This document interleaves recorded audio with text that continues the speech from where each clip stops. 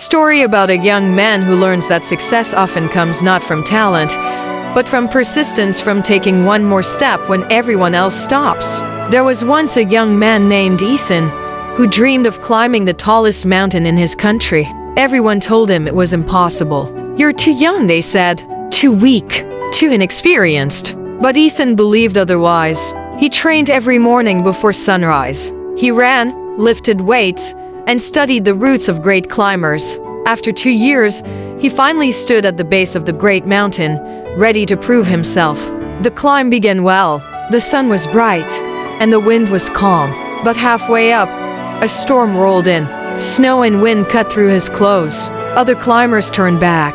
Ethan's legs were shaking, his lips blue, and every breath felt like fire. He sat down on a rock, ready to quit. Maybe they were right, he thought. Maybe I can't do this. Then he remembered his father's words. When you feel like giving up, take one more step.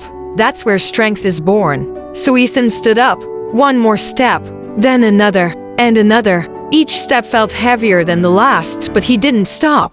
Hours later, when the sky cleared, he looked up and realized he was standing at the top of the mountain.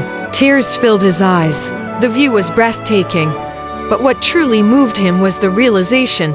Success wasn't about reaching the top, it was about never stopping when it got hard. From that day on, Ethan lived by one rule.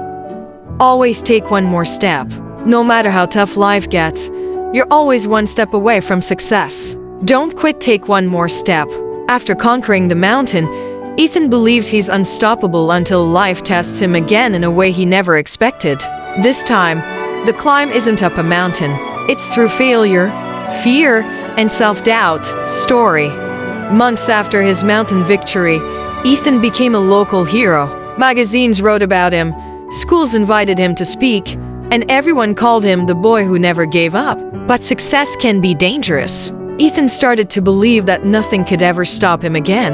One day, a company invited him to lead a dangerous expedition to climb an even higher peak in the Himalayas, one that had taken many lives before. Ethan agreed without hesitation. "If I did it once," he said confidently, "I can do it again."